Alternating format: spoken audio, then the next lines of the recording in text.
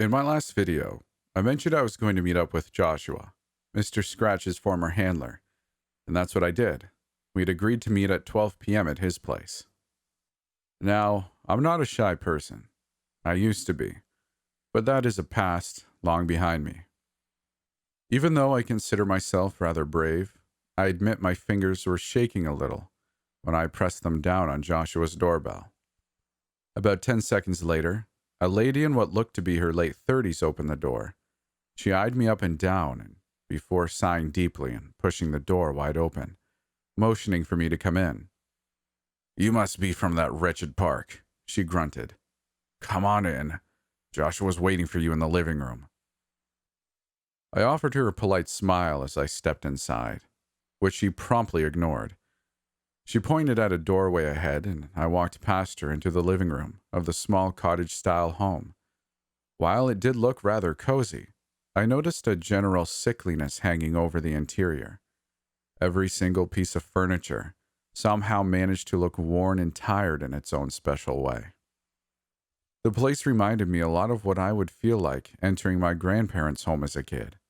It felt like a place that would belong to an elderly person, not to a couple in their 30s. Next to the couch in front of the TV, which was humming away at a low volume, was a man sitting in a wheelchair. Upon noticing me, he waved me over, flashing me a wide, warm smile.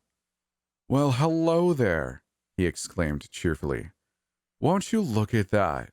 And here I was, thinking I'd never see any of the doomed souls slaving away in that park again. He said this in a happy, joking voice, but in light of the recent events, I could not help but shudder a bit. "Joshua, I assume?" I said, offering him my hand. He grabbed it firmly and gave it a fierce shake, which I admit I didn't really expect from his rather gentle appearance. Then again, this man used to be the monster tamer for years before me, so I guess it's just natural that he has a lot of leftover strength. "Exactly, young lady. You know, I don't think the park has had a female monster tamer before." He laughed out loud, his voice trailing off pensively. "Oh well, guess there's a first time for everything. And judging by that handshake of yours, you're probably doing just fine." He chuckled and reached up to pat me on the shoulder. "Please, take a seat, right here." He pointed to the edge of the couch next to his wheelchair, and I sat down, instantly sinking about 10 inches deeper as the old, weary cushion gave in underneath me. "So," Joshua took a deep breath as he leaned forward, "what can I do for you?" My eyes traveled down his body to the two stumps left of his legs. One was a bit longer than the other, but both ended just above where the knee would have been. The former tamer must have noticed it, since he grinned and said, "Ah, I should have known." I turned my head, mumbling an apology for staring so impolitely. "I don't mind. Stare at them all you want." "So, I have been trying to find out about the Not Actor's origins. My coworkers and I have been doing quite a lot of research." I found myself unsure of how to describe how I felt about his missing legs. "It's hard to believe Mr. Scratch did this," I finally muttered. Joshua nodded. "I know, right? He had always been so friendly. He really does grow on one, doesn't he? By the way, excuse my wife's icy demeanor, but to her, everything that has to do with the park is evil. Took me long enough to convince her to let you come over. To her, the park is where her husband lost his legs and nothing else." "And to you?" I asked. "What is the park to you?" He smiled. "It's where I spent 8 years of my life working. I am still fond of it, in a way. And admittedly, I miss Mr. Scratch, even though he ate, 30% of my body. I don't hold any grudges. I don't think he knew what he was doing." "So?" I inquired, curiously leaning over to him. "How did it happen?" Joshua grinned broadly. "Sit back, girlie, for you're about to hear a most tragic tale," he told me in a dramatic voice, making me giggle a bit. "It was a day like any other. I came in early to feed Mr. Scratch and, play with him a little. I remember meeting Dale on the way and talking to him. I've known Dale for a long time. I even knew the manager before him. That was his dad, by the way. 2 years into me working there, his old man retired and Dale filled his position. The two of them are really alike back then already, but if you ask me, Dale's even surlier than him. Anyways, I come in, let the big guy out of his cage, and all goes according to plan. Then the visitors start flooding the park, and from then on, everything goes wrong all of a sudden.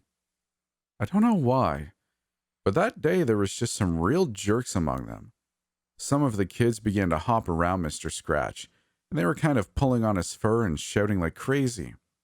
I tried to scare them off a little, but they stuck around. Visitors aren't allowed to touch us, and it was already like that back then. But those children apparently didn't care, and neither did their parents. Sure, they were kids, and the visitors all think Mr. Scratch is just some guy in a costume. So I guess they didn't mean any harm. But I noticed he was getting uncomfortable. He was trembling a little, and just had this nervous vibe to him. Still, I obviously couldn't drop the front, so I tried to get away from them as far as possible. But, well, no luck. When those brats finally got a move on, Scratchy was so nervous and jumpy, I thought I'd better take him back to his shelter, where it's a bit quieter, so he could relax, Thankfully, there were no visitors around the funhouse next to Scratch's cage then. There were renovations going on there, so that part of the section was closed off completely. There were these view blockers where it was fenced off, so nobody saw what happened to me. Joshua's smile had slowly faded. He swallowed audibly. I led him behind the view blockers. It was completely deserted. Once behind the fencing, I let him off his leash. And that's where I made my mistake. I accidentally dropped it and had to step forward to pick it up. I was a bit tired myself, so I must have overlooked that Scratch has suddenly placed his paw my way. Next thing I know, he lets out a howl of pain, and I realized that I was standing on it. Tense and nervous as he was, this must have been what gave him the rest. He lost it. It's all a blur. I was completely overwhelmed when it happened. I feel his teeth in my leg, and he flings me up into the air, but I don't fall back down. He's caught me by my other leg, and I feel his fangs sink deeper and deeper into my flesh. And then there's this crunching sound, and the pain is blinding, but it was only for a few seconds. Then I lost consciousness. I came to in the hospital. My wife was there, and so was Dale. I remember my wife yelling at him with tears in her eyes. He lied to the medical staff, told them I had had an accident at the renovation site. Probably had given them some money too. At least I believe he did. No one ever asked any questions. My wife later said she wanted to try and file a lawsuit or something, but I told her to leave the park alone. It would be no use anyways. The park never has to face legal issues. It's always been like that. I had listened intently. I'm very sorry for that. All of that. I hope you're doing all right. Joshua smiled softly. Always have been. Of course, it wasn't easy at first. Still isn't. I don't know. I'm just glad to be alive, It could have been much worse. While he had seemed cheerful at first, he was now looking rather sad, and I instantly felt bad for making him retell his experience. Maybe he hadn't wanted to after all. I decided to drop it. You said something interesting earlier, that Dale took over his father's job. I didn't know that. Is the whole Park family run by any chance? Joshua let out a laugh. Hey, you bet. If Dale ever mentions upper management, he's talking about his aunts, uncles, and grandparents. All of that. You're kidding, I replied, eyes wide. How do you know? I did some research back then. I was curious, just like you.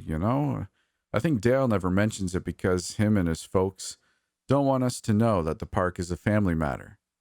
I mean, usually that's just something people know about their workplace, right? Definitely. But why do you think he keeps it a secret? Joshua frowned. My bet is that it has something to do with the monsters. I guess I guess that's nothing new. It all has to do with the monsters in some way. He grew silent, and the look in his eyes became contemplative. I stopped caring when I lost my job there. I'll never return anyway, so why bother? Is there anything else I should know? Anything important you can tell me? Joshua lifted his head and looked me in the eyes. Just one thing. I want you to be careful. While I think it's great someone actually seems to be making progress with their investigations of the park for once, Lord knows many have failed. We can't say for sure where this will go. Stick to the facts and only to the facts. Proceed with an open mind. Don't be too suspicious of someone who might seem like bad news. You never know when they might save your ass. I took a deep breath. I think Dale might be turning people into pretenders, I blurted out. The man next to me regarded me with silent interest. I swallowed and went on. My coworkers and I talked to some of the not actors. We tried, and we have reason to believe that they might have been, normal people at some point. Okay, considering what you said earlier, it would probably be Dale's whole family who turns them, and not only him. But do you think that could be where they come from? That's quite an accusation. Do you really think Dale's family would have a reason to do such a thing? Joshua asked sternly. Maybe it's about money, I argued. The people don't visit the park to see the pretenders, though. Sure, having actors and all makes it more unique and fun, but I doubt they are the main source of its income. He had a point. Well, it doesn't have to be about money. Maybe it's for some other reason we don't know yet. Did you know someone from the park by the name of Laurel by any chance? I asked him, to which Joshua frowned and shook his head no. All right. I guess that's all then. Thank you for your help. I'm sure you weren't too keen on talking to me. Joshua's friendly smile suddenly returned. Don't be silly. I really wanted to meet the new tamer. Tell Darius I said hi. On my way home, I took some time to think about what he had said. I remembered my first days on the job, how it all just weirded me out so much. At first, I could hardly believe any of the things I was so suddenly confronted with were actually happening. From one second to the next, I was standing in this strange, surreal land of candy, glamour, sand, and spook, holding a leash attached to something I'd never thought I would encounter outside of the realm of my nightmares. I don't know when exactly I got used to it. Maybe it began when I met my colleagues and befriended them, or when I started to think of Mr. Scratch like a pet. Anyways, at some point I must have stopped feeling scared of it all. I wondered if it had been the same with Joshua when he had first started to work at the park. Of course, I still went in to work later on. My conversation with the former tamer had put me into a bit of a melancholy, and I was feeling quite tired. But someone has to feed the fluffy monster. Plus, I had made a mental note to try and talk to Nathan. I think he knows more than he's letting on. When I arrived at the park, it somehow felt even more empty and deserted than usual. I slipped in through the employee entrance, as always, and made my way over to the break room, where the sock puppet is currently lodging. The undead nurse is still locked in Mr. Scratch's cage. I already told Darius that this is no permanent solution, and that he at some point will have to let her out again, but he was understandably reluctant to do so. I think he's still a bit shaken from the incident with the key.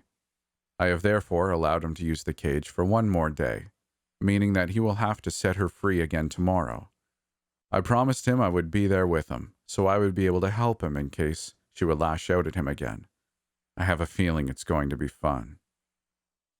After feeding and petting him a little, I decided to go look for the stagecoach. To my surprise, the sock puppet seemed to set aside his laziness for me, seeing as he followed me to the Wild West section. Fortunately, Nathan was just steering the carriage past the entrance to Twinvale Point when we arrived. I hurried to run after him. "Wait," I called out.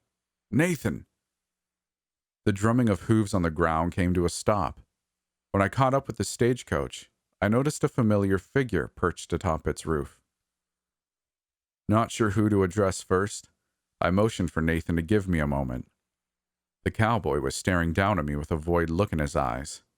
He looked thoughtful. I remember thinking I had never seen him like this before. I blinked up at him, using my hand to shield my eyes from the light of the setting sun. He wasn't smiling or showing his teeth, and for once, there was no black saliva dripping from the corner of his mouth.